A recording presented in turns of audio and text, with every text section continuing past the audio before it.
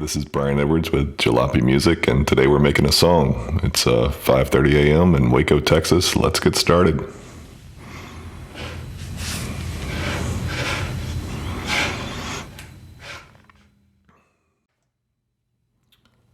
Okay, I've basically set up some drums, some rhythm here.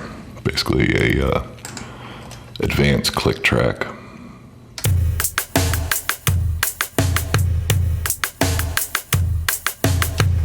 So let's see, let's start out here. Bitwig, we have the click going. We have groove enabled. Metronome here is enabled. The groove I have on the 1/8 instead of the 1/16.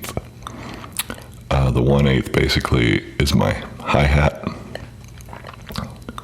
And so here you play ticks. You can hear that.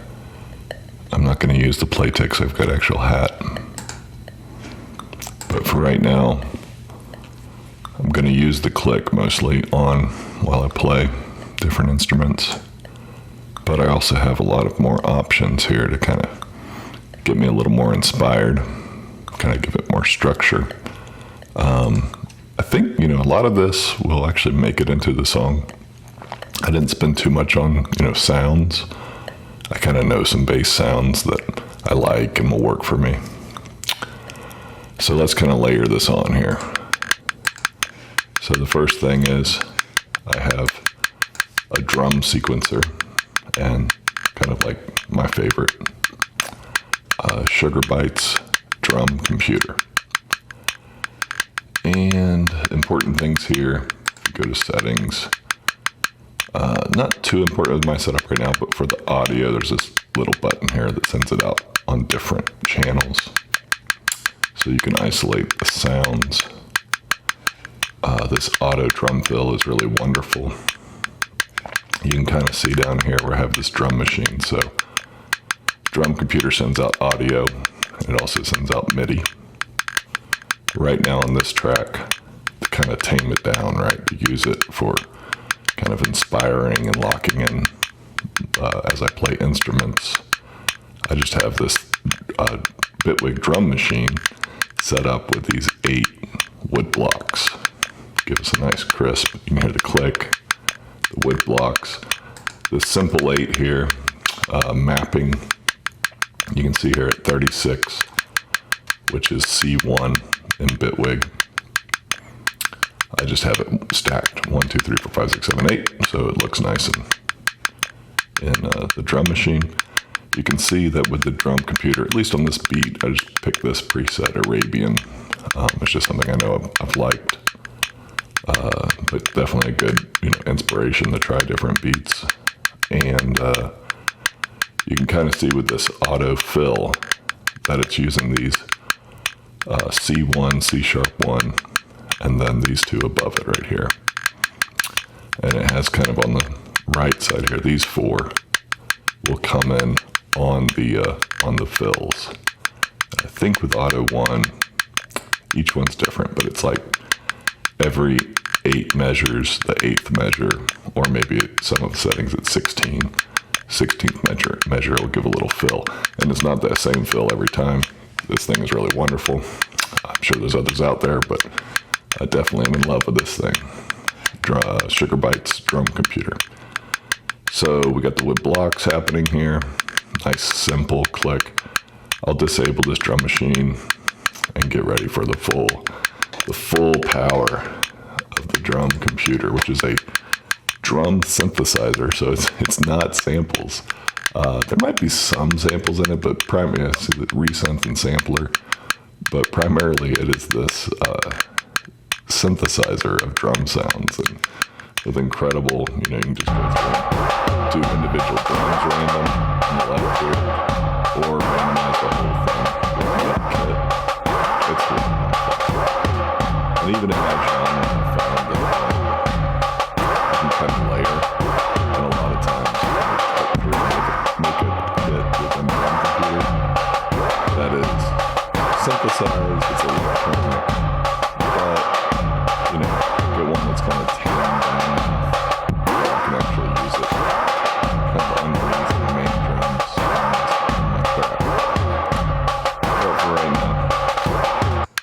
we're going to use these wood blocks, because you can tell that would be something to, try to play over. There's a lot going on. And then beyond that, kind of just have myself set up well. I have, like an isolated kick here, because yeah, sure, well, it's not even a kick sound, right? It's wood block sound. You could isolate within the drum machine, solo and mute. What you can hear here, we have just a kick, and we have the click, the Bitwig metronome. Up at the top, I've set the global key to B flat major. That can come in really handy with note effects, like transpose, multi-note, which you can make chords. That all now in Bitwig 6 is aware of the global key and scale. So B flat major, 84 beats per minute. It's just kind of like taste, like what I kind of am seeing coming up. Something I've used in the past, obviously a little bit slower type song, but we'll see. So we have the isolated kick. We also can layer in a snare just by muting a track, which is nice versus diving in onto a single track with the drum machine. You can obviously bring in you can hear the wood blocks come in. And then this is basically I have two closed hats, right? This is the main thing I think of, is the hat, using the hat kind of as the timing, the click. This hat is a little fancier, right? They've got these, I'm opening up on these two, I guess it would be these two right here in Drum Computer, E1 and F1. So I've got a little nice hat beat going on there. Let me mute this out. All right, so that's just the click from Bitwig. And this is my closed 2. And so closed 2, get rid of Drum Computer. And I just have the simplest Bitwig note grid, which you can see I've got every 8th note. You can see the visualization over here, this logic out, phase out. So we're hitting, it's enable shuffle, so it's aware of the Bitwig shuffle. And you can hear it here. You can hear that shuffle. Turn off shuffle. There it is, straight up. So that with the click and that just that hi-hat. And then maybe this has the hats in it. So if I mute those two hats, right? Oh, oops, let me mute all this. Okay. So let me solo that.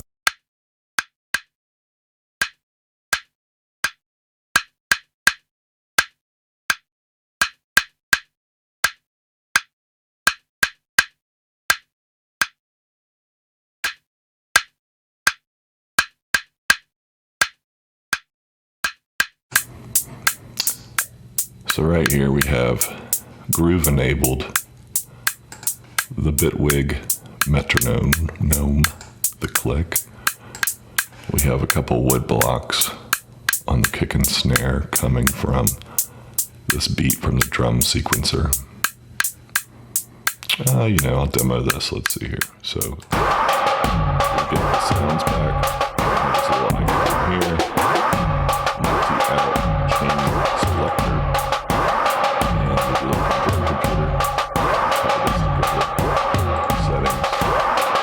This guy right here, quick setup. This is audio on different channels, which hooks up Bitwig here.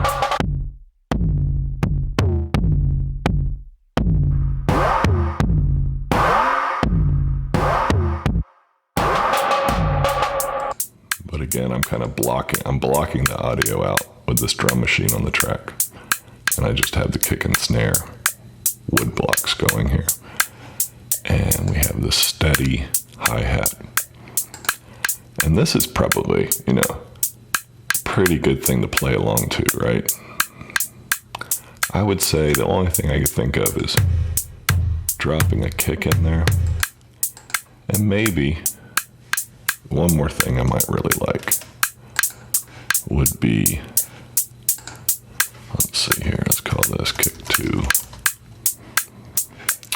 And, you know, instead of using the note grid, I'll just use the clip launcher because I want to put velocity on the 1. I'm thinking, you know, of all that other stuff, I'm like, I really want to hear the 1. I mean, the metronome, the click track, I have trouble with it because it's like, yes, the 1 is emphasized, but it's such a high pitch that it really kind of, my ear doesn't hear it as like a good, strong 1 beat. So here we go. We've got the clip launcher, and let me just do this. Show the velocity bars here for these other 3, and let's just drop those kind of way down, really, because we've got a lot going on here. So the main thing is just to hit. Oh, whoops, I got the wrong sound. Okay, let's see here. All right. What is that? Okay, let's turn off that. There we go. So we have a hat. Let's get a kick going. I think this will be a fine sound. Yeah, there we go. Okay, let me move that up. Let's call this kick 1. So now, yeah.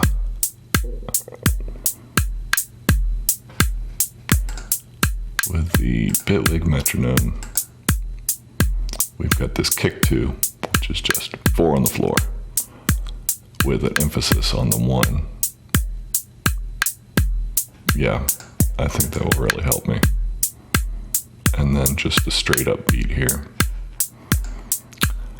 I might want to, you know, kind of bring in, really the only thing I have from the drum computer here is these 2 wood blocks. So I'm kind of on the low end here, where this is like a very simple drum beat to play over.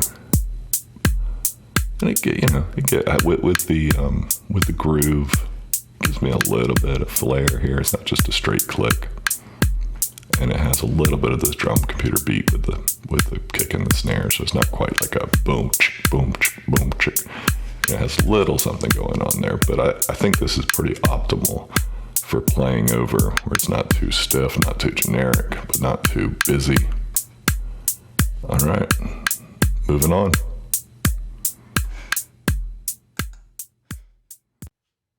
All right, one quick thing on the drums I wanted to show. Yes, let's see here. Yes. Yeah, so this is the MIDI channel, instrument channel, which is then used to record the audio. And so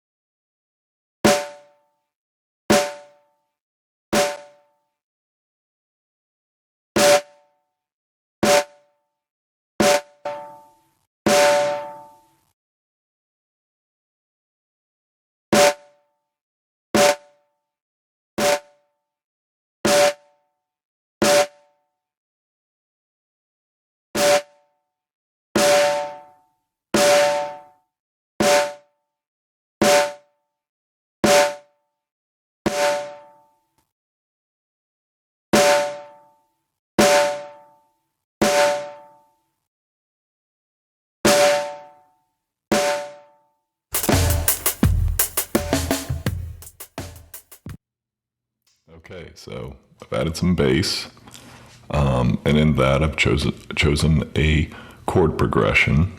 I'm in B flat major. I basically choose B flat major. You know, initially it was based on my vocals. At some point, there's a place in Chicago called the Folk Music Academy or something like that, Old Town Music Academy or something. And during COVID, they did all their stuff online with Zoom, and in general, Zoom kind of sucks for any sort of music stuff, right? Everybody has different audio and there's delay. It's terrible. But for me, down in, I think at the time I was living in Austin, now I'm in Waco, Texas. And so COVID and these online classes gave me this incredible, resource. So I signed up for a ton of classes. And I'd heard about it from Stephen Colbert. And Stephen Colbert is kind of like a trained folk musician and vocalist, I believe. And he had John Prine on his show, and he mentioned that they had both, gone to some classes at this place in Chicago. So I kind of knew it in my head, and I looked them up, and took advantage of that. Anyways, where was I going with that? Vocals, right? So you can hear I kind of have a baritone voice. It doesn't really get down too bassy, but if you're a recording artist, if you want to be a star, don't have a baritone voice because it's really hard to mix.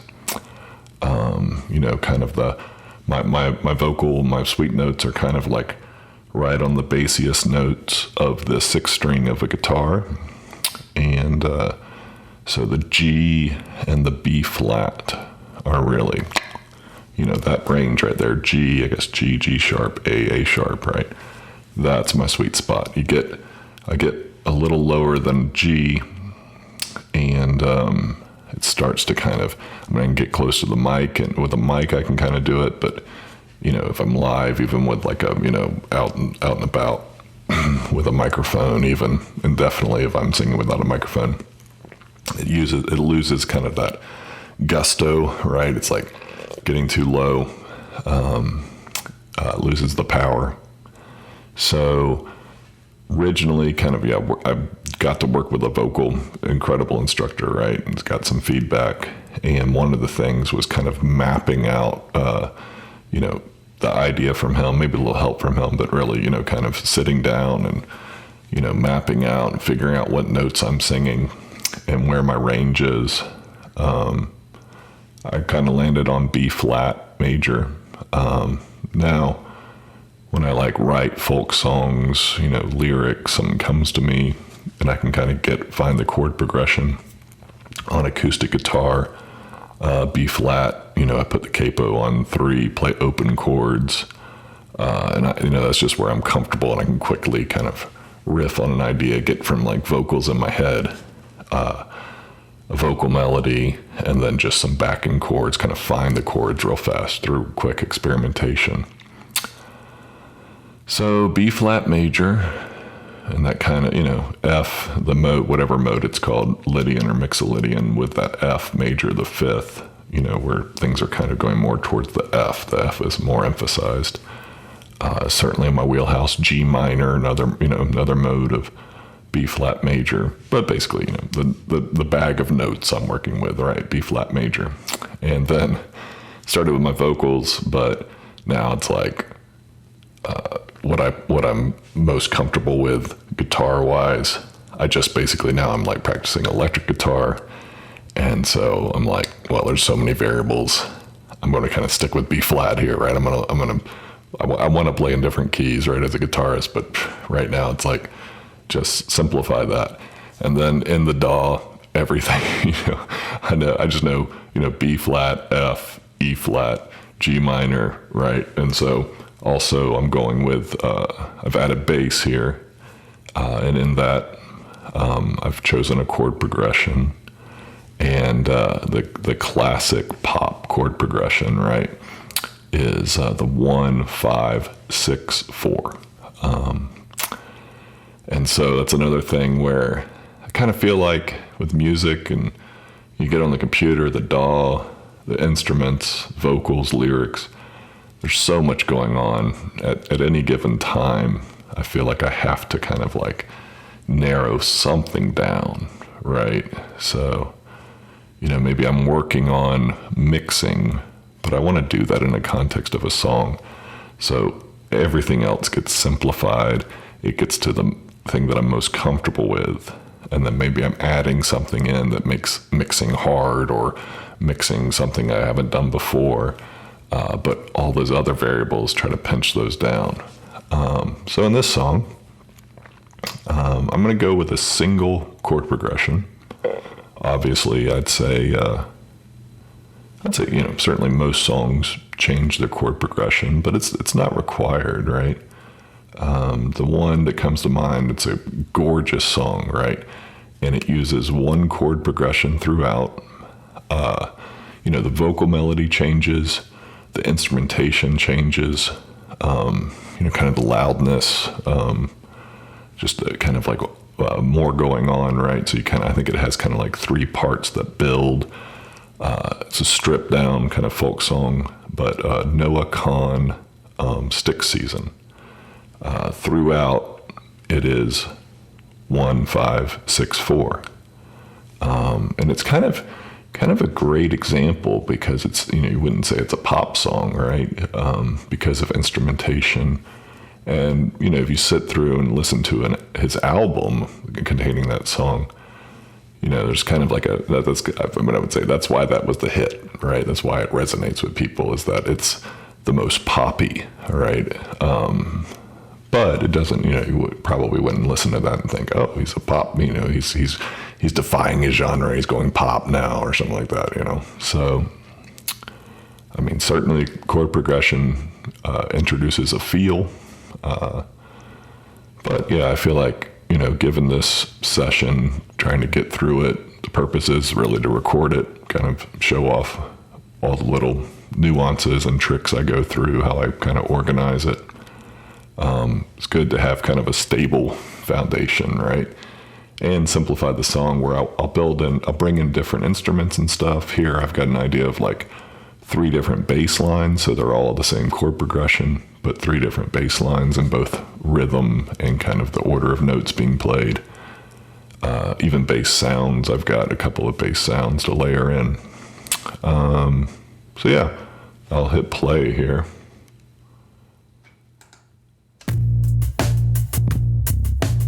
So that's one. That's all of them. They aren't really intended to all be played at the same time. Here's my second one.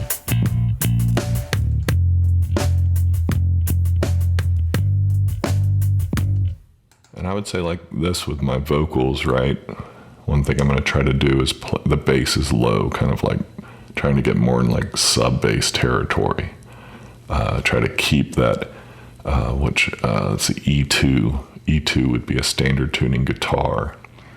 And E1, you're talking about the MIDI notes and the octaves. The numbering's a little different, but in Bitwig. And E1 would be way lower than my voice. So this virtual instrument I've got going here, let's see here.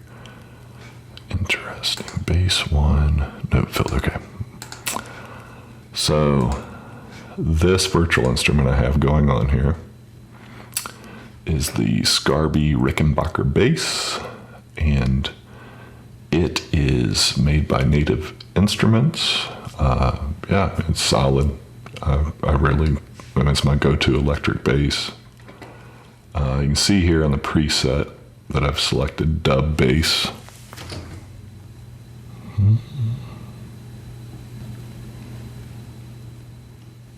All right. You can see here on the preset that I've selected dub bass.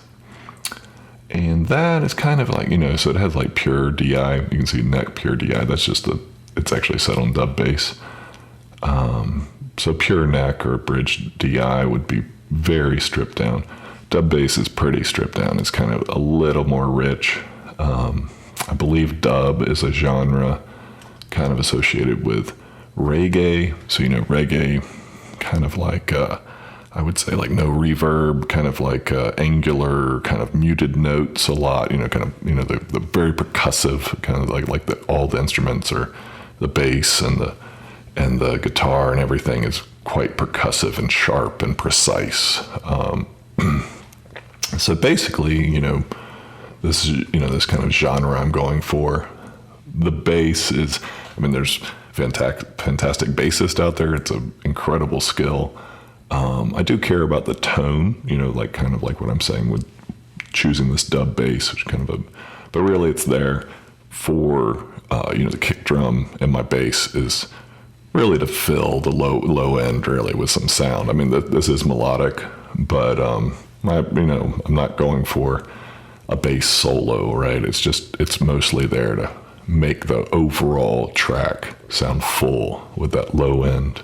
That just doesn't feel like, there's something missing, right? I will say my reference track, right? One of my main go-to reference track, which when I say reference track, I don't mean like emulating the music, but when I go to master and actually using the tool, right? Ozone 11 is the tool I use to master.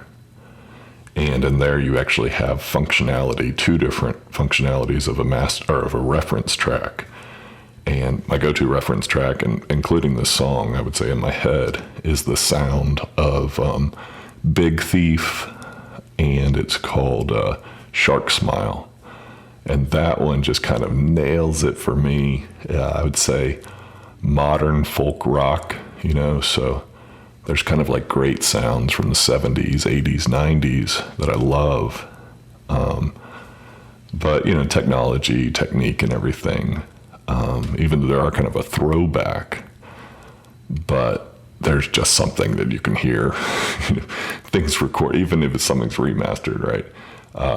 Yes, there's like vinyl and gorgeous and saturation, old recordings, wonderful, but yeah, there's just a oomph, right? If you hear a recording probably since 2015, last 10 years, there's just a new sound, full, rich, sort of thing going on, a little bit of pop to it. And so, yeah, Ozone reference track. And really, I guess my point is, when I started using that reference track, I really noticed that I was downplaying the bass. I needed to bring up, looking at the EQ, referencing, I need to bring up that bass and sub bass. So I think in headphones, I would hear it and it's, I would kind of be listening for the bass and I was like, oh yeah, the bass is there. But especially when you get out in your car, phone speakers, stuff like that, you got to have some girth down there, some volume, more than I, kind of naturally would shoot for. I really have to use the visual to kind of be like, yeah, go, push it a little bit. And so yeah, I think that's a pretty good. Let me click through and show you what I've done here. One thing is I group the drums. Bitwig, most DAWs have something like this. There's kind of the concept of return tracks. I think Bitwig calls them effects tracks. I typically do not use them. I use groups in favor of effects tracks or send and return tracks. So groups give you both organization, like you can see here, I can collapse it, but also give you a audio effects channel here at the bottom that applies to everything, so that it just turn out to be more flexible, sort of a thing. In fact, I can probably just collapse that now that I'm not working on it. So let's see here, the bass group. If I look at this bass one and solo it, that's coming through pretty good, but I'll just solo it. Okay, so first, I showed you this Native Instruments instrument, but this is definitely, now I'm making my own plugins, but this is just a great plugin. It's called the Pilot Plugins. It's by a company called Mixed in Key. They first first came out with Captain plugins and then Pilot plugins. Similar concept where you have kind of these instrument specific, this one being the bass, so you have like 4 chords, arpeggiation, melody, and bass.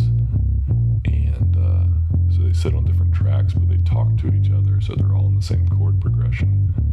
Basically, the Pilot upgrade, right, was this nice streamlined UI, right? Very kind of intuitive controls, regenerate, these different types of, preset kind of like sounds. Yeah, I mean, very fast, compared to the drums. I noticed like getting this bass up and going was just super simple, easy. And again, kind of like the Sugarbytes Drum Computer, which I use as a drum sequencer and sometimes layer in the sounds, but typically I want the MIDI out, right? And the same with Pilot. The sounds, it has its own sounds. Let's see here if I can just... There you go. So it does have sound, and then its sounds are great. Lots of different choices there. Let's see here. Alright, so now I'm back on the native instruments. Electric bass guitar. And so, let me show you this. I've chosen walking bass and hit regenerate a few times to get something that's like, like I said, I'm basically filling the low end. But here we go. So this chord part here, like I said before, 1-5-4 or 1-5-6-4, which in B flat, F, G minor, E flat. And so if I use, when I drop in, I'll probably use chords at least, to kind of just give me a bass that I can play guitar over. Bass, B-A-S-E bass. This is B-A-S-S bass, but yeah, I'll probably use the chords plugin and that will just auto sync. Yeah, it's, beautiful software. And so I've got it dialed in here. It's playing this bass track. Let's see, what did I do with it? Okay, so first off, transpose down 1 octave. That's what I'm talking about. And actually, Pilot bass does have octave usually. Yeah, it has an octave control, so I could use that. I kind of like using the Bitwig device because when I have the UI closed on the Pilot bass, I can just quickly see what I'm doing here. Then I have this FX layer. It's like Command G group, but it's called a layer. There's selector, there's layer, there's others. Oh, chain is definitely useful. There's notes versus audio. So a note layer or a note selector, both of them group multiple, but the layer just plays them both at the same time. The selector, you can go through different ways of selecting one chain at a time, both manual and automated. One great thing is you can add a modulation. This is obviously a layer, but on a selector, add LFO, steps, a step sequencer, modulation, and go through them. There's also, I kind of confused audio and note, but like in an audio selector, no, I guess it's, well, let's see, whatever. One of those two, you have some modes where it's choosing different voices, right? And the reason why I'm confused, because even on the audio side, one of the great things about Bitwig is you have your notes, your MIDI notes are coming through the instrument, and audio effects with like envelope, ADSR, attack, decay, sustain, release. So that envelope kind of stuff, it knows when a MIDI note is coming in, and then you have what's considered voices. So basically, notes, polyphony, versus like monophony. You have multiple voices coming through, and so basically, harmony. You have 3 notes playing at the same time, a chord, and those will get assigned voices, and so you can have stuff like as those are coming pieces are getting assigned. You have different effects chains, stuff like that. So it's just, I mean, talk about beautiful software. Bitwig is beautiful, beautiful, beautiful software. Anyways, back, what the heck was I doing here with this bass? Okay, so I want to get it down in the sub range, dropped it down an octave, but, you know, notice this instrument. All right, UI, there we go. You can see on the keyboard here, the pink are key switches, so you can change the way the instrument is played. So the idea is with a MIDI keyboard, kind of use left hand and right hand and control the settings of the instrument as well as the notes being played. But I basically don't want that, right? I want this B0. So right before the device, this is just out of habit, because otherwise you'll send MIDI notes that are key switches on accident and the whole thing will get screwed up, you know? So I have this guard, which is a note filter from B0 to D#4, which is the blue notes, which is basically it's interpreting the MIDI note as a musical note to play on the bass guitar. So I have this, you know, filtered down. So the next step that I did was, you know, I just had these notes coming through. I dropped them an octave, and what ends up happening is, I think it was just one note, right? But based on whatever melody's playing, some of the notes, if you drop it down like that, will drop off and get filtered. So this layer, the purpose of it, you can see here, the top layer is B0, really up to anything, even though this one will filter it. And this just passes through. So it's like, okay, this note comes in from pilot bass. It will play on the instrument, so just let it go through. And the second layer is for things that are too low. They come in, and it basically goes from anywhere to A#0. Now this trick is gonna work for one octave, and basically I know that there's no notes that are 2 octaves down. But you could layer this down and keep, you know, bump up the second octave up 2 octaves and stuff like that. The trick could be, you know, applied in multiple layers. But basically I'm taking, you know, anything from 1 octave down and bumping that an octave up, right? So we have these really low notes and get those up.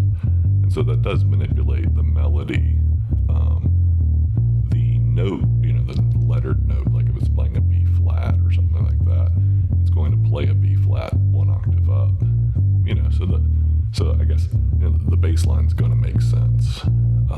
But you know, if you listen to the two, right, it's going to feel different. And you can tell just listening to this, yeah, it's fine. Then I have this humanize, which I kind of covered with drums, and bass kind of fits along with drums, right? Like if I'm doing a virtual instrument that's like a banjo, right? Like I don't want it to sound, you know, unless I'm trying to do something typically, right? I don't want it to sound mechanical at all.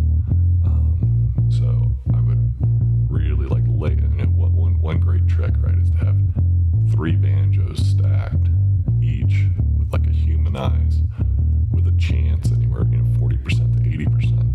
And so they're all kind of dropping in. There's also like time shift, you know, you can feed it in with different notes, you know, with pilot ARP and pilot melody. A lot of those presets, you'll have something called an offset, right? So you just turn a knob and they're coming in like a 16th note later. Yeah, there's great stuff you can do. But let's get back. Bass. The bass. What am I doing here? So on the bass, like the drums, I have chance at 100%, right? I don't really want to drop bass notes. I could do something like that where I have them layered and they're all at like 80%. There's 3 of them, so that it will hit most notes and it, you know, give you some texture and stuff. But I'm really going for the sub frequency range. Those sorts of nuances are just not going to really come out in this mix, right? So what I did here with Humanize on all of these is mostly timing, and I cranked it way down, because I wanted the bass to be tight, but I gave it a little 3 milliseconds.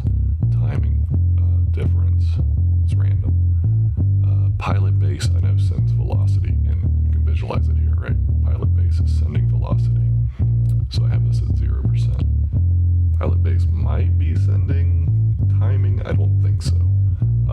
This is low enough that it's not going to, and I can hear it, so it's not a problem. I don't think Pilot Bass is varying the time. I think it's right on. So yeah, so I have these 3 bass parts to kind of mix it up. It's the same chord progression throughout the song, filling the low frequencies. I think that's, pretty well covers it. The other bass 2 and 3 are set up the same way. I'll show you, I do have a different sound here. So, just a different sound preset, a little bit more in here, it's like spread, a little more jangly. And then what I ended up doing on bass 3, kind of thinking like chorus, and I've just layered the dub and that more jangly sound on top of each other. So they're playing bass 1, 2, and 3 are the same chord progression, but different bass lines, different melodies. Bass 3 is one melody, right? One bass line. Synth the 2 instruments with different settings. And I think each one is, chance is still up. So I could drop a chance on like maybe one of them, Let's do that, why not?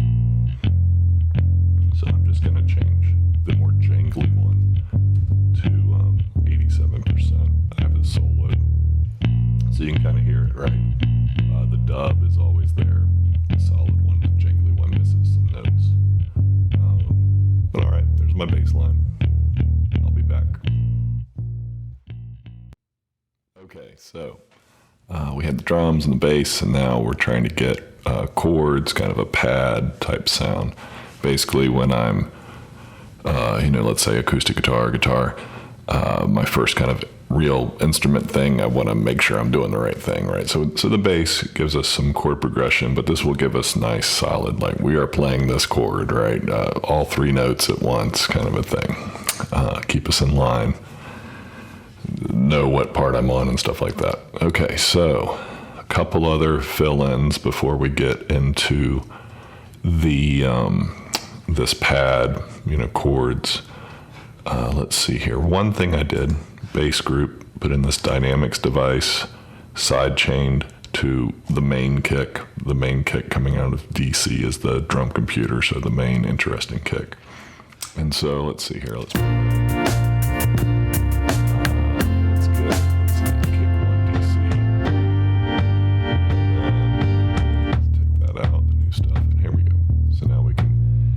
hear it. It's very subtle, right? And you really want it to be subtle, but the main thing you want is that kick transient, right? That attack part of the kick. You don't want it to be covered up by the more mushy bass. And it depends on genre, right? Basically, really, I can barely hear the difference. Bit more of the bass covering it up, and just kind of coming through a little bit more of that the kick. With other genres, you might make this kind of more pumping, right? So what I do here, I just get the standard dynamics device. From the bass settings, the ratio has to go up because the ratio is like 1, and so it's doing nothing. The threshold usually has to go down. It depends on the signal, but I find every time I'm pulling it down a little bit from the default. The attack and release, because I want basically that kick to come in, and I want the attack, I want the bass to duck very fast. Again, kind of like with the drum gate, if you go too aggressive, it will kind of click and chop too much. But crank a little bit down on the attack, a good amount on the release. The release is when it senses that volume from the sidechained kick, how fast does it kind of come back with the bass in full volume. So for this application, you want both of those to be pretty short, but not making it click or sound digital or something like that. All right, so now, also I dialed in the kick sound. And I think the main thing I did add here, I'll click on this to show, okay, it's kind of hidden over here. Let's see, I got velocity. Okay, so I have the velocity curve, so I just toned down really mainly the high end of velocity because it seemed too boomy. then I did decide I didn't really like the kick sound, so I found two and I layered them. One is playing all the time with whatever velocity is coming in from Drum Computer.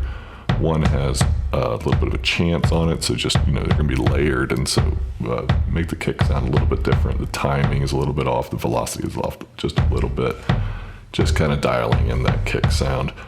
I kind of came up with a theory. This doesn't hurt anything. I kind of heard like a little bit of like a stutter on, I think it was on the kick, but I decided to go through from Drum Computer, put this note length on it for 1/8 note.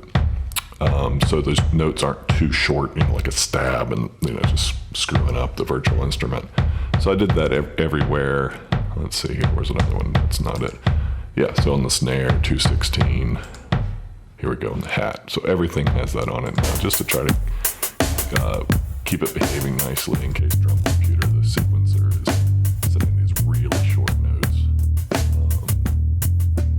Then, yeah, should have done. Okay, so now the chords, right? And so with the chords, the first thing we look at is we have this pilot chords. And again, I'm not using the sound. It's synced up to the bass, so it just pops up with our chord progression, 1, 5, 6, 4. Here, the main thing, this chords one is very plain, right? You just got these right here, like it's full bar, held chords. You can increase or decrease complexity, just make basically power chords or stacked or piano style command chords. But very basic, you have to get your rhythm somewhere else or use it as a pad. And density, right? This is the density control. And basically that means like this is whole notes or single bar, bell. You crank the density up, which I have done with these tracks. My idea is kind of layer for the parts of the song. I believe all these will stack and layer well. And the layers go whole note, and it has a half note where it plays the same chord, which has a transient hit in the middle of the bar. And then another one that's quarter note, so we're feeling like that's going to stack up nicely as we kind of lead into the chords. So yeah, so I'm not using the sound, I'm using the MIDI. It's pretty plain, it's hooked up to the bass one. It's nice, it's really fast, easy controls. We're at just before 9 a.m. now. Rid of that. Alright, so this track is muted. It has my plug-in, this Mod Lobster, and what I did is I just recorded just to have audio, just in case if I budget and screw up the setting on Pilot or Mod Lobster or anything. If I change the setting, I have this locked in. It's recorded the way I wanted it. And so I'm going to leave this track around, just leave it muted in case I wanted to tweak the sound. Mod Lobster. So I create VST plugins. I have a handful of them for sale on my website. It's jalopy.music. And one of them is Mod Lobster. Very, very proud of Mod Lobster. I kind of, given my genre and stuff, I kind of never expected to make a synthesizer plugin. But this thing's kind of great. This Mod Lobster takes full variety of the history of synthesizers, chops each one of those, specific kind of, there's like FM synth, subtractive synth, stuff like that, right? And they all have kind of like subtractive, kind of tells you about maybe like a couple of modules and it's a general thing. Like you have a waveform and then you have a filter to take away from it and modulation stuff. You're taking away from that original sine wave or whatever. But this is a little more specific, so it's like modeling, kind of reverse engineering, re-engineering all those technologies that kind of came out across 70s, 80s, 90s, even like wavetable synth, right, is more recent. And then it takes kind of like individual, or a class and kind of chops it up into these stages. And it certainly has the original configuration, but it also makes these franken-synths, right, where it's chopping up these stages. So it gets to 1 million curated sounds. So all these sounds are different, differentiated from each other.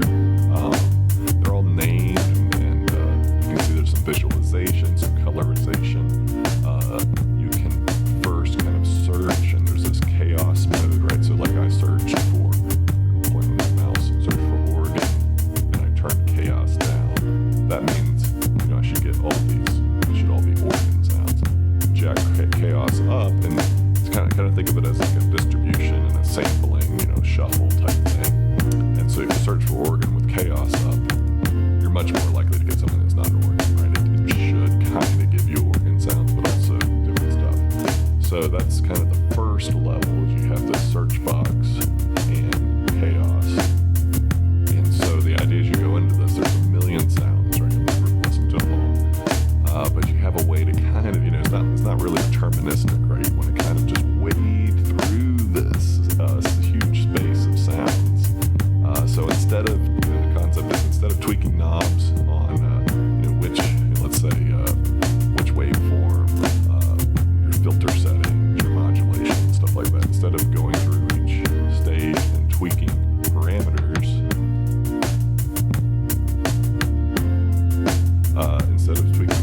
it's kind of like transforming it into this search problem instead of a parameter setting problem. Like we've already set all the parameters a million times, had these underlying devices. So so search for organ, chaos, and then you can kind of step through not only this chaotic random search space, obviously it's set up so you can quickly go down and hear with your ear what you want to hear. You're just pumping in MIDI and you can hear it, you play on your MIDI keyboard or something like pilot chords. And then once you find a sound, you click similar, double click it, and you get a display with the sound you liked at the top, and then similar sounds. You very quickly kind of dial it in. So yes, very exciting. It is Mod Lobster. It is a synthesizer plugin that turns it into this search problem, this exploration problem of similar sounds in a huge 1 million sound space. And on sale, website jalopy.music. I think that's everything. And so let's see here. If I solo in.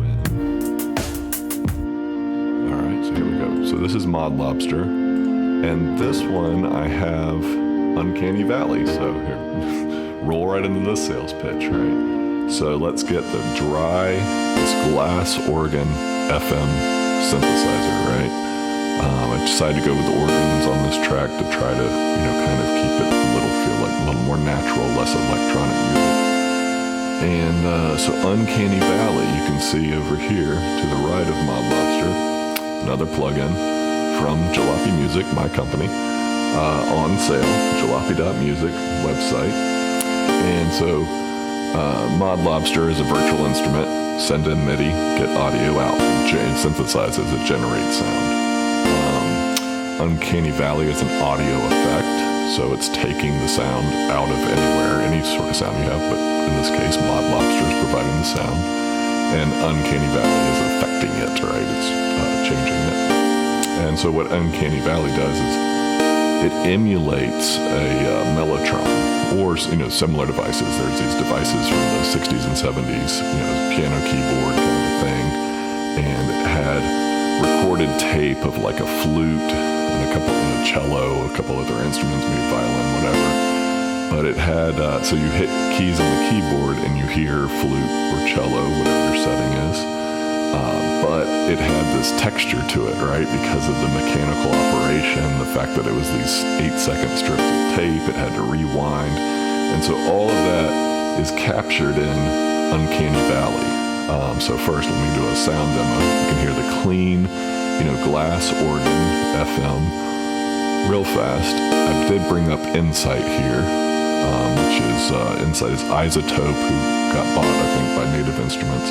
And the main thing I wanted to bring up here, right, is the sound field. I'm pointing on the finger. Sound field, which is really helpful to me because I was like, I want to spread the stereo field on these pads, right? And Mod Lobster's nice, it actually has it spread, so some sounds would be dead center. I'll just go ahead and show you on the screen. One of my favorites is, what I'll do is I'll show you with the bass, because the bass is dead center here. We have this one bass here, and you can see in the sound field, dead center. So, well, I think actually the other bass, anyways, it doesn't matter. I think the other bass is spread. So typically bass is dead center, kick drum and bass are dead center and vocals are dead center. But you can always break rules, right? But that's kind of the typical, like if you're having trouble getting like feels like a radio mix or a pop mix, and you don't have your bass center. That try doing your bass center, but it's not a tried and true rule. But in this case, bass is dead center, and one of my favorite Bitwig devices is Panorama Float, which is actually, it's not actually panning. It is a subtle flanger with a mix knob all the way up that creates an interesting panning effect, right? So what I notice is it takes, you can see right here, sorry, I'll stop pointing my finger, sound field, we've got, okay, much more interesting, right? You also hear it kind of sits back, so although, unless I typically don't use this on bass, but stuff like banjo, which is very bright and you're trying to just tame it down, right? So if you have any sound like that, even like a pad, like let's say you have a piano and it's kind of wanting to be up front and you want it to kind of spread without having to, because like one thing would be you could put it on 2 tracks, pan it both ways, time shift it, do different things to kind of settle it down in the back, maybe reverb, some stuff like that. But I just find that panorama float, that situation, drop that sucker on there. And so you can see in the sound field now, we've got this nice wide, and you can kind of hear it's kind of an outside the club feel, right? There's like the music going on inside and you're in the alley, out in the back. And so, yeah, it kind of has that feel to it. So it just tones things down. Now in this track so far, I don't really have a use for it. Maybe I'll bring in banjo later, So I'm just going to delete that. I'm going to leave the bass just mono, bam, right down the middle. And let's see here. All of the mod lobsters are going. And now I've got it on this one, and I'm showing off Uncanny Valley for sale on our website, jalopy.music. There you go. It's beautiful Mellotron sound, right? Mellow is a great way to classify it. But here you have, presets. You have this one, man. It gets down to the nitty gritty of everything you would ever want to tweak on a Mellotron. In fact, even if you really want it, you can emulate the strip, right? So the strip would play. So you're playing, and it have to go back and reset, right? So you have this counter counting up to this imaginary tape strip, and it hits, boom, comes back down and restarts playing, right? And it's skipping over. Now I'm going to go without. It kind of sounds. I mean, I think it can be. Well, I think it can be used, but I want the effect to just be steady. So there's a strip active button, but gosh, all the bells and whistles. Wow, Flutter. So Wow and Flutter, you have like tape plugins, right? And Wow and Flutter is kind of what you're getting there. But obviously, there's this very Mellotron, or that class of instrument, that design. There's like a Chamberlain from back in the day, different models, but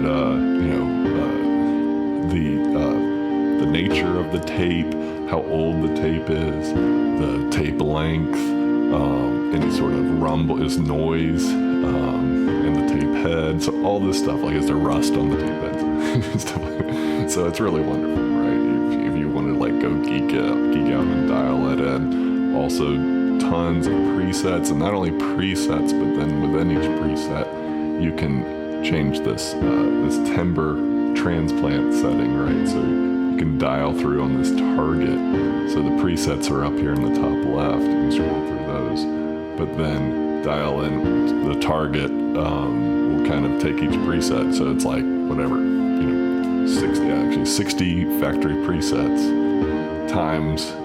I think there's like 25, 30 targets, so yeah, plenty of sounds just by those very high level knobs. And then if you want to dial anything in, it's all in there.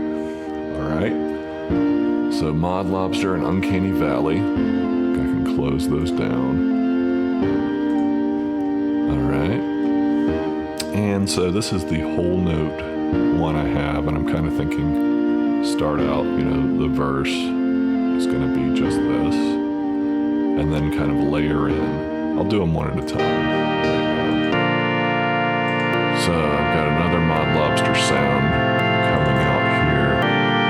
And then is on half notes. Yeah, you can kind of hear it. Turn the click. It's pretty subtle because it's kind of a washy organ, but you can kind of hear it. Yeah, you can hear it. A little transient. And then let's see here. I wanted to show this. This is kind of the inspiration of Uncanny Valley. And so obviously there was the original physical instrument, like the Beatles played on Strawberry Fields, stuff like that. And then this company named GForce, emulated this in a virtual instrument. It's called the M-Tron Pro. The M-Tron Pro 4 by GForce, and they collected, I think, like 90% of the Mellotrons in the world. They got all these musicians. There's a huge number of samples and instruments, and it's just lovely and wonderful. I have the UI up here. I think I demoed the sound field enough. Panorama. I guess the other thing was that I noticed I brought this up because I was looking at the mod Lobster and now the Mellotron and wanting to make sure that I had some width, which I did, so therefore I didn't have to add that panorama float flanger device. But I wanted to kind of, I guess I could try to trust my ears on that, but obviously I thought it was in the center and it wasn't, so so the visual helped. So let's see here. Let's see if I can isolate this. Yeah, this is this twang guitar, wide and slow, and yeah, just tons of instruments here. This is obviously very subtle. I really, this can go in the mix easily. It'll probably, kind of get washed out, but it's fine. But I really wanted to show it off, so I've had this instrument, this M-Tron Pro from GForce, this plugin for years, and it is, I have certain ones that are go-tos, go-to for banjo, go-to for acoustic guitar, go-to for electric guitar, go-to for electric bass, go-to for acoustic bass, all these things, go-to for mandolin. And this one, go-to for pad, basically, it can do more than that. It has it has horns, all sorts of sounds. Really easy to use.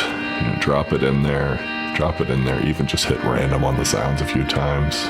And then kind of similar to Mod Lobster, kind of grouped, right? So you can have like basic, wide, slow, dynamic, stuff like that. So it'll be the same sound. You can kind of dial it in for what you need. Yeah, so this is really heavily used. Almost every track, I'd say. Probably 80% if I'm making a song, I would use something from M-Tron because it's fast. I know the interface, and I know I can find sounds that I can use. And there's so many sounds, right? And it just has this nice, antiquated, old school texture to it.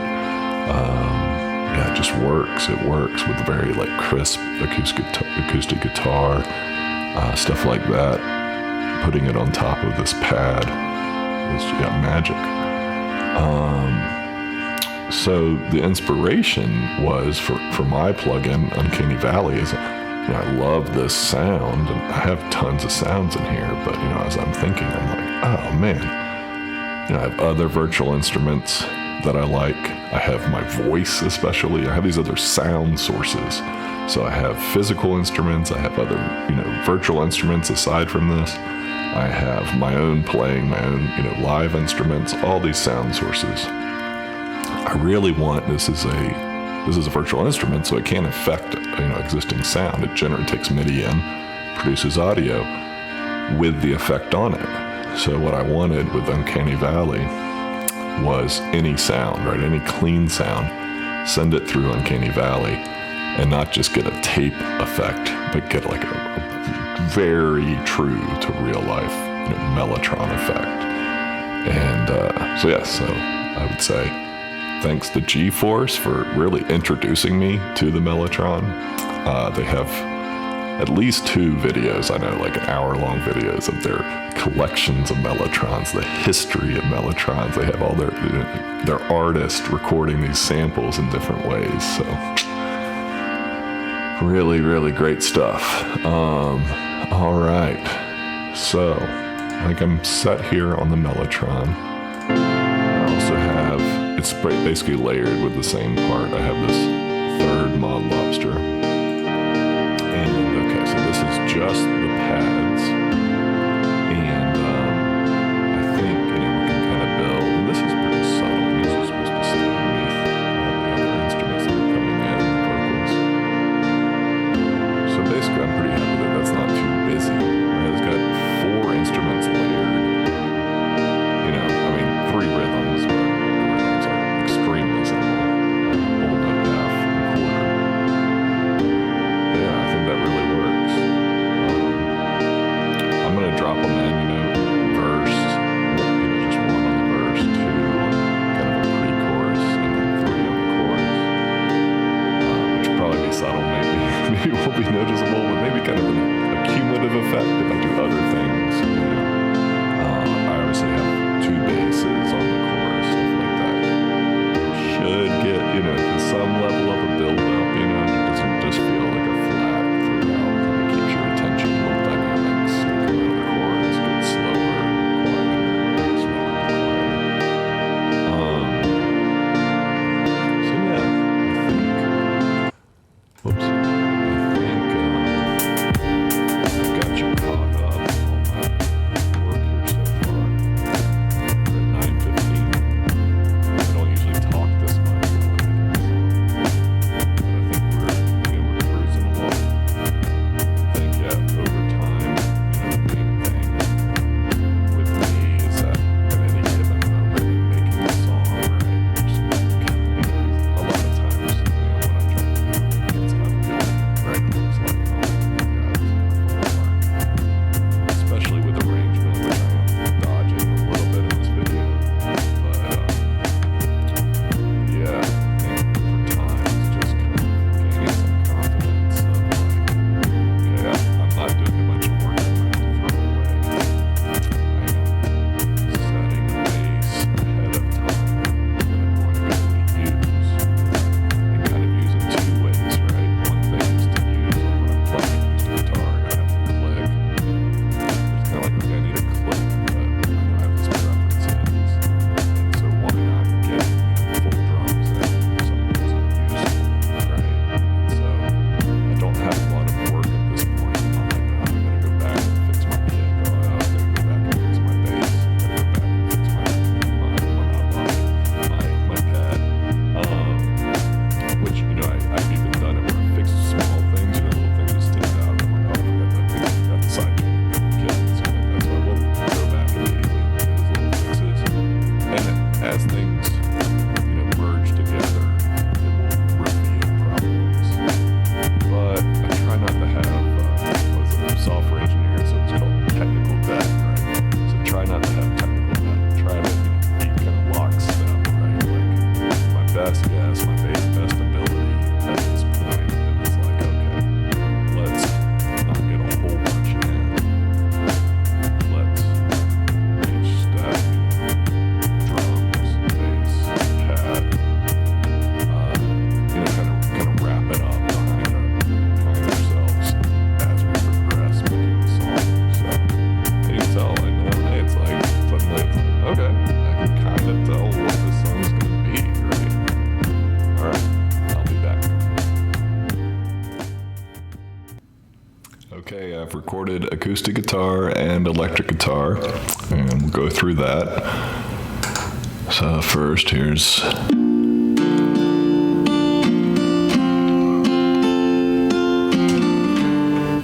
so basically acoustic guitar recording, SM57 mic, 12th fret, try to keep it close, obviously out of the way of my hands. Try to stay still, don't go closer or further away, left and right. Try to hit, first of all, practice guitar. When I practice, I'm kind of at the edge of my ability and trying to expand things. But here, I'm trying to make a song, so trying to get something that's usable in a reasonable amount of time, right? I've got these 12-bar loops. Try to get it where I know I have kind of locked in usable, really 2 tracks of each section on both acoustic and electric. I'll show you here. I've kind of doubled them up. And so one thing I had with acoustic that I thought of just from like performance was that I want kind of verse, pre-chorus, chorus using the same chord progression. So I want some build up here. So the contribution with electric guitars or the acoustic guitar was just to play it differently. At first, verse, let's say, just chicken picking being hold the pick normally, and then use one finger, middle finger. So hit nice solid bass notes with the pick, and then add a little color, kind of, a feel of color, finger style, but it's not really precise. Just playing chords, but gives it a little more something going on. And so the first verse I kind of chicken picked slowly.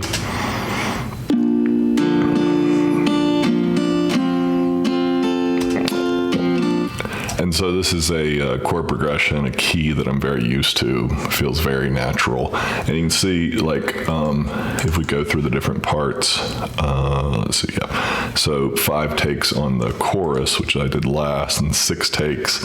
And then you can see here, 13 takes, right? So I grabbed my guitar, cold, just take time to kind of warm up, kind of figure out what the song is, just hearing I had the full backing track going on this time around. So the advantage of that is that it really feels like the song, you're placing it in the song. The disadvantage, and you can definitely cut it back, you can even cut it back to like just a click, right? Where it was too busy, you can't hear yourself playing, but it felt good, play along with it. So yeah, so slow chicken picking.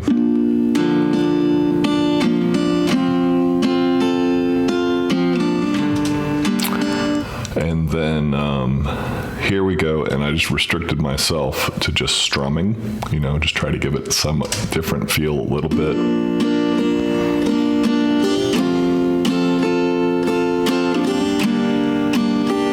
So it's quite similar, but you can tell like the higher pitched strings, right? They're being kind of strummed with the pick. So it gives a little more texture, a little more wide open or airy.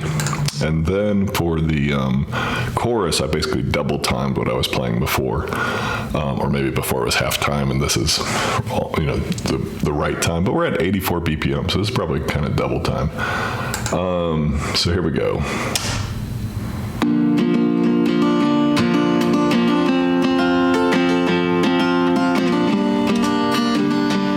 So yeah, so I think that will give it a feel of building energy into the chorus, or at least it will contribute to it. I'll do some other stuff too. So for like I said, out of those takes, I had multiple takes, and I used different takes. Sometimes I can use the same take, and use this. Right here, time shift. I did it here. It's not super important. Maybe a no op for different takes, but if it's the exact same take, I want to put one back in time, right? Just not even enough. It's not an echo, not a slapback. 8 milliseconds, just to make sure they're not kind of canceling each other, or competing with each other, right? They're sounding thicker and not, hitting each other, confusing the sound. But on the primary track here, my thought process, the filter, right? So this is a high-pass filter, very standard technique, especially with something kind of in this mid-range, right? A guitar, especially baritone voice. I try to keep my bass low and then keep the guitar up higher. And then the soothe is taking out guitar squeaks. And then guitar focus is an EQ. Bitwig has multiple EQs, 3 that I'll kind of mention here. I'm using focus. The bass level to me is EQ plus, and that's the full featured, I believe, 8-band, gorgeous UI, real-time visualization. Anything you need is in there.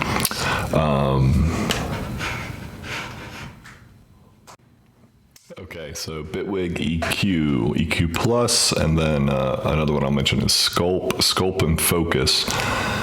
much simpler UI, just a few knobs, but it's kind of curated, it's like for specific purposes, helps you kind of not become a perfectionist, tweak a knob, listen. And so I'll just mention those are kind of like more analog style, old school, based on old EQ systems before it got all fancy.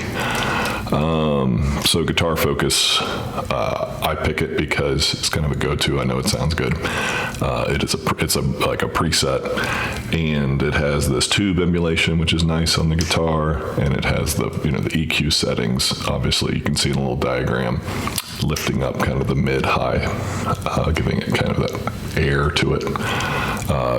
Like I said, I want to emphasize the higher end of the guitar, have it pierce through. So let's see here. And then let's go ahead and just solo.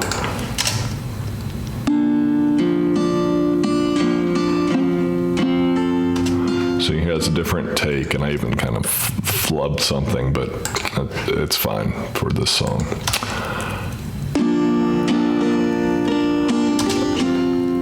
Again, it's second take, and I'm strumming, not chicken picking. Here we go, another take from the primary, and it is kind of double time.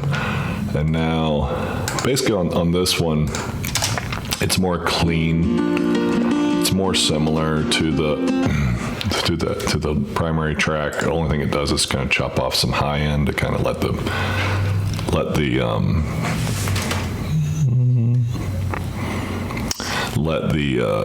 primary guitar take care of the high end, introduce the character, it's just kind of sit in the back.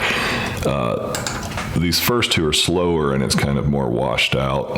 It just didn't work on the third one because it needed to sound more crisp. It sounded it was too noisy. So how did I accomplish that wash? It's very similar. Like I said, I filtered out the high end on the secondary guitar across the board. I also have this crunch here. Crunch is by a guy. He's like in Romania or Bulgaria or something. And his company's name is Analog Obsession, and tons of plugins, all these gorgeous UIs, all emulating old analog gear, rack gear and stuff. And this one actually has 11 models that you can choose from of these basically preamp, kind of like, not console strips, but preamp strips, right? And so one thing you can get from a preamp is you can push it a little bit, and it has this, this breakup that's, not kind of found anywhere else. And these 11 models kind of break up differently. Yeah, it's a great plugin. And so it also has these filters. So I went ahead on the secondary and just popped them on because I kind of want the secondary to do less, right? Really kind of the effect would be that in the mix, you hear the primary guitar and it just kind of sounds better, right? It sounds kind of wider, bigger, more spacious kind of a thing. But then in a busy mix like this, you also have to watch out for that noise. So that's always the trade-off. And one thing against noise is filtering an EQ, right? You just chop it up where it's in a frequency band.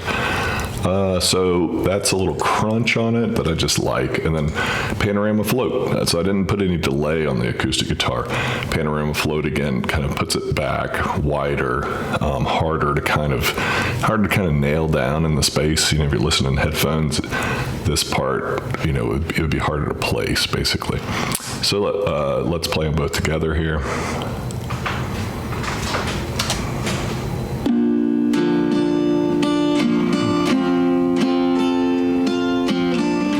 So you hear, if you have headphones on the left, you can kind of spot a guitar. And certainly if you listen closely, especially without the rest of the mix, you can make out, when like bass notes hit, it's on the right-hand side.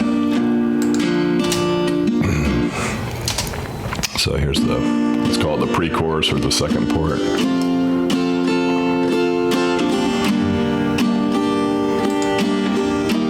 Just give it like a little more oomph. and really, cover up some mistakes, right? Some of this, as I listen to, this is my, I play this a lot, so this is kind of second nature, and obviously I took a ton of takes, right? So, but some of this, I think it was the backup for the chorus, and I was like, oh, that's like a really clean take, right? Like I could basically like have that out front, just playing by itself, and it would stand on its own.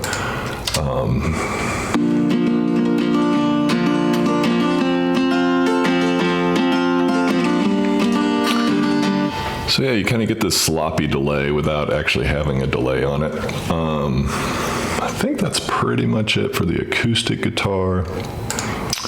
I'll play the electric guitar first with the acoustic guitar along with it, because the electric guitar is just me noodling around with scales.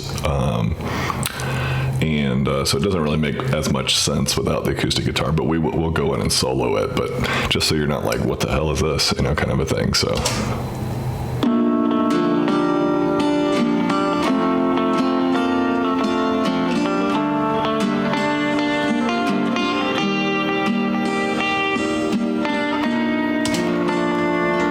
So if you listen to that in headphones or closely, you can hear now the lead, not lead, but the primary acoustic guitar is left, and the primary electric guitar is right, and then their secondaries are swapped.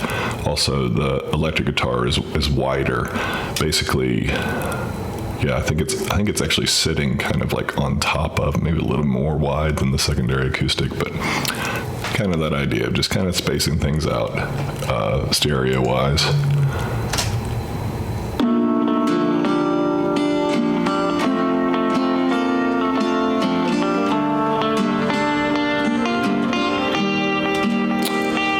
And so, I was noodling around again, kind of taking my guitar ability and thinking like, I got to get something right that will fly.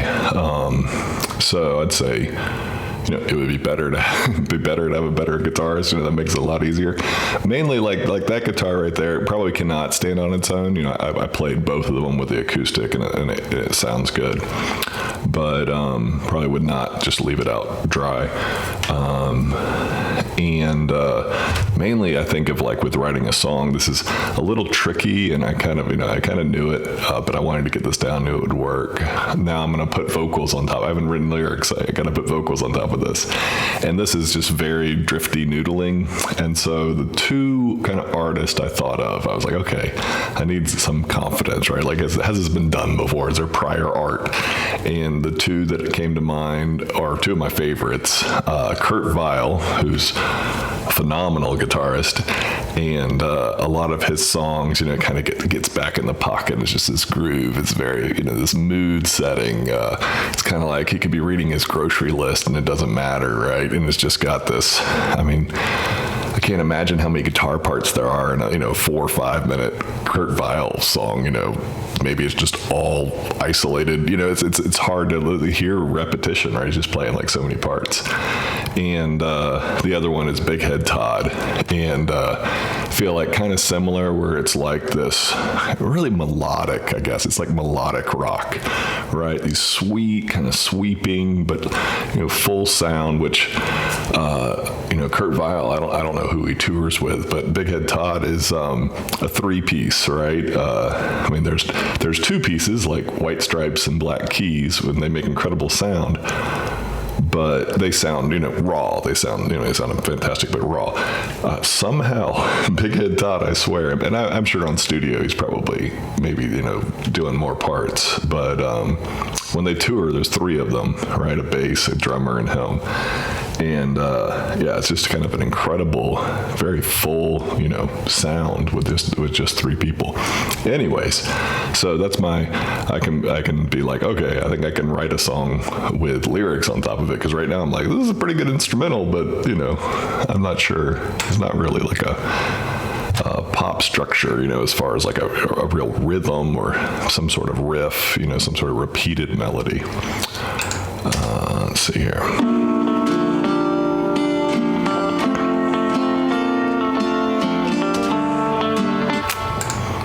All right, and the second part.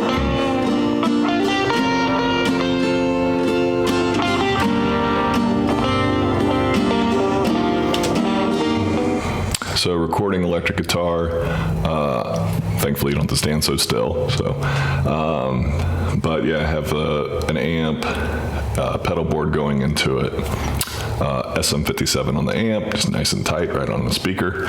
And pedal board layout, mainly what I was going for there, kind of that, that tone, kind of push it up into a little bit of crunchiness.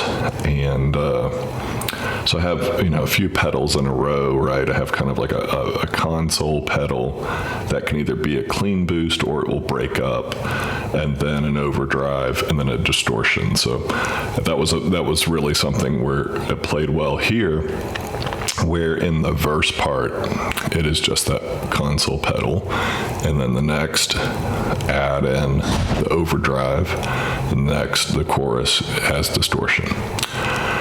So here we go. Let's listen to that.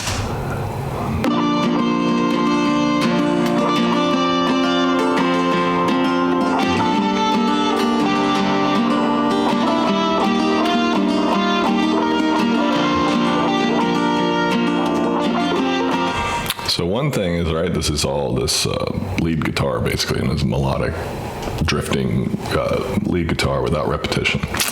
And so how I'm going to sing over that, there'll be parts where it's instrumental break and let it ride, right? I can imagine the song kind of coming in, lyrics, a little break, lyrics, back to the chorus, bam, bam, and then let it ride out, let it just kind of drift out. Maybe play all three parts, and on the quieter part, but have a big chunk at the end that's just the instruments. Also, I noticed I actually listened to Kurt Weill and Big Head Todd the Monster, just kind of remind myself, and I was like, oh, that's right. Sometimes when you're singing, you can just say stuff like, da, da, da, or hum, hum, hum, or, it doesn't have to be words, right? Which kind of goes well with this, right? You kind of just add the texture, that thing of the human voice without trying to, it's tough for somebody to hear with this lead guitar going on and hear and interpret words. So, let your listener relax and just hear you say da, da, da, or whatever. So, but yeah, one main technique, and I think I showed it earlier with the bass ducking under the kick drum, and so that like a dynamics, really compression type thing with sidechain on. So when the vocals come up, push down the guitar.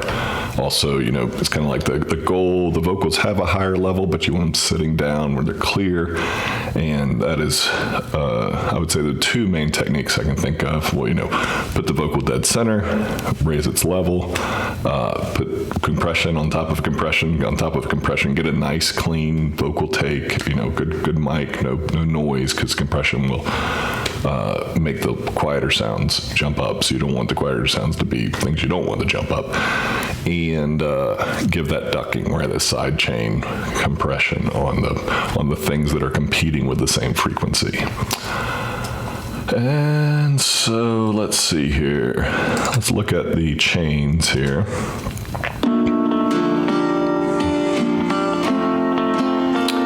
Pretty much looking at it, I have a compressor on here to bring it forward a little bit.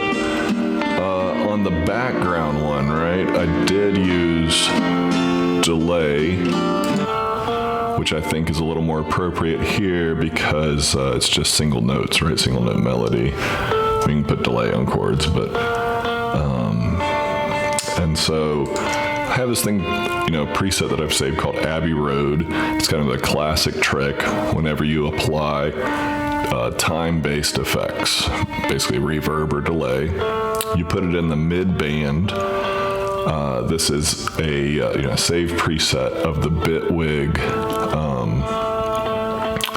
multi three band effects. So it's just a kind of a container with this frequency band. It's configurable, and this you can see at the bottom here, 600 hertz to 10 kilohertz is the Abbey Road. The famous studio.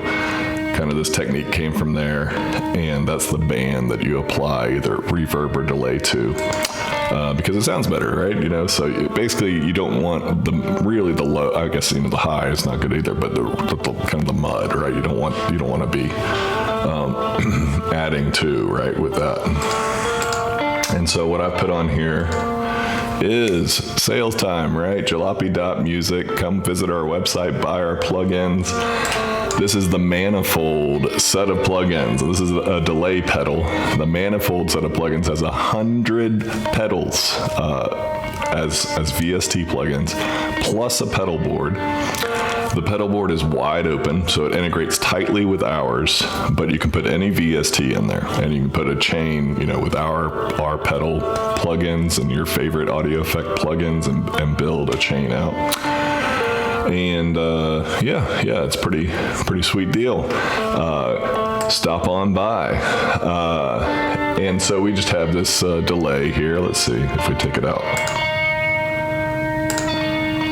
You can hear ding, ding, ding. And so, yeah, it's pretty good on that backing track there. Let's see, did I do anything different on the center one?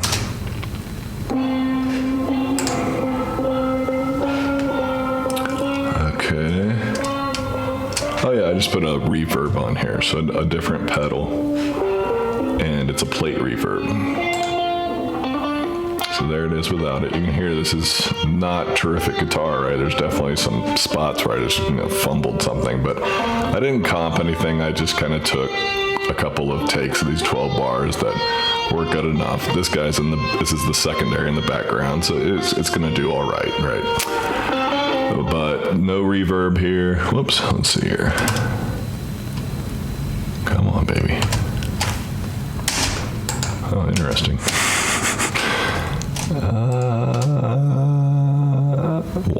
Why is it starting at the beginning? This is so weird.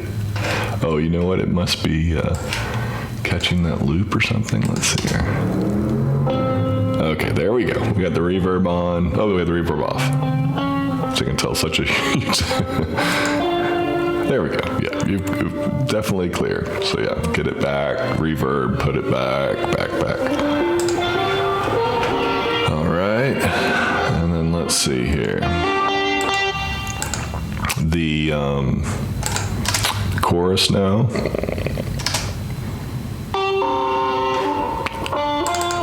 Let's see.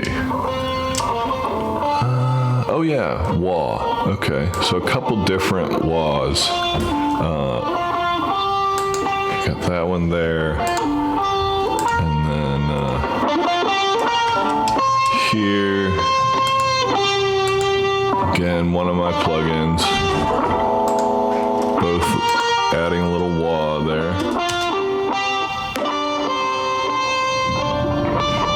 Let's see.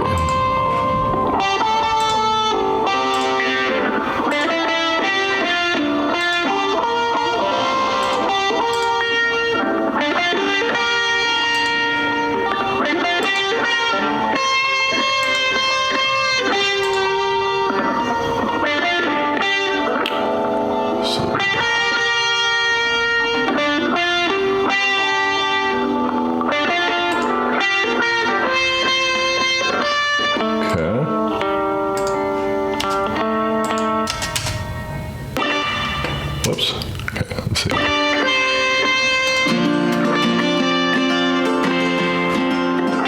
You can tell just in the context of the acoustic guitar, right? The electric guitar sounds a lot better just having that framing, right? Otherwise, it's like.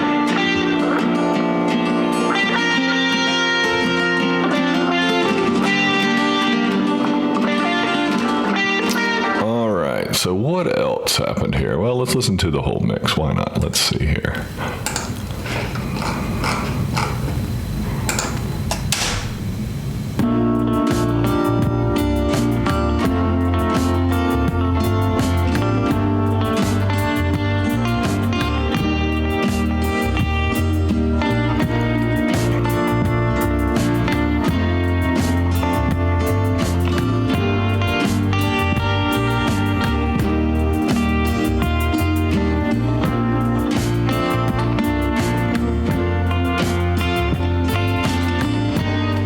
I did spend time mixing, kind of a pre-mix, kind of instrumental mix, certainly not going for perfection.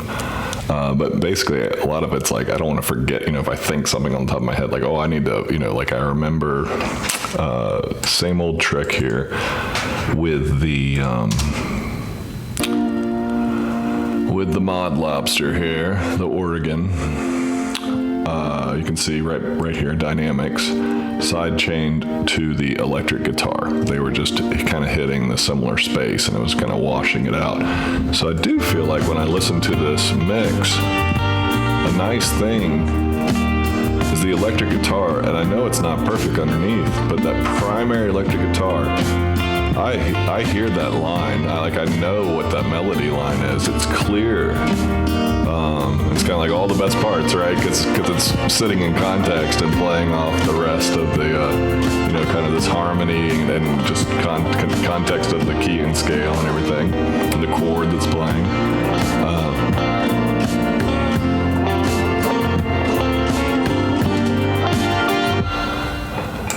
Let's see. I definitely at some point, see kick focus, kick compression tool. Basically, trying to listening to the mix, I'm like trying to just listen, think about each instrument, remember all the instruments that I've put in, and be like, okay, kick. Do I hear the kick? And then, kind of having an idea. How do I want the kick to sit in the mix? So do I hear it at all? Because some things, I think it's at one point I was like, wait a second, there's organ. Where's the organ? It was completely gone.